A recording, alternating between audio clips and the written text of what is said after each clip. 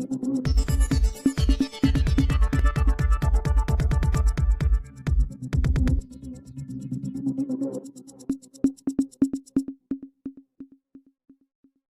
Police લોકોની મદદે 20થી વધુ લોકોને સ્થળાંતર કરાયું।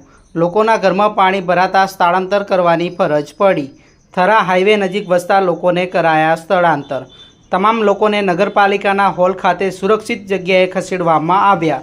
જિલ્લા પોલીસ વડા ચિંતન તેરૈયાએ લીધી બાબરની મુલાકાત। પોલીસ પાસે મેળવ્યો બાબરની પરિસ્થિતિનો તાગ। સાહેબ, આજે વરસાદ બાબરમાં કઈ રીતનો છે, કેવી પરિસ્થિતિ? આજે ગઈકાલ મોડી રાતથી સતત બાબર શહેરની અંદર વરસાદ ચાલુ છે।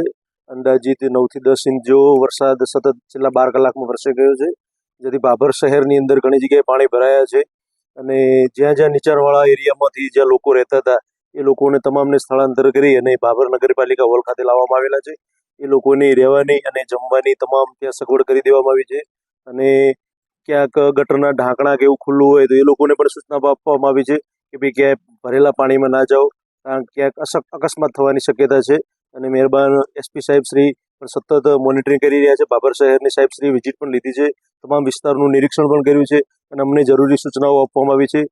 વાવથરા જિલ્લા પોલીસ સતત આ વરસાદ અને અતિવૃષ્ટિની અંદર લોકોની સાથે છે અને લોકોની મદદ માટે હર હંમેશ વાવથરા પોલીસ તૈયાર છે।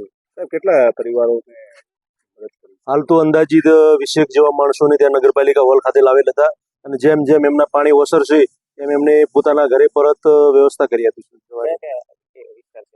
એ પ્રભાવિત વિસ્તારમાં ખાડીયા વિસ્તારમાં થોડા પાણી વધારે ભરાયા હતા તથા થરા રોડ ઉપર પણ પાણી થોડા વધારે ભરાયા હતા।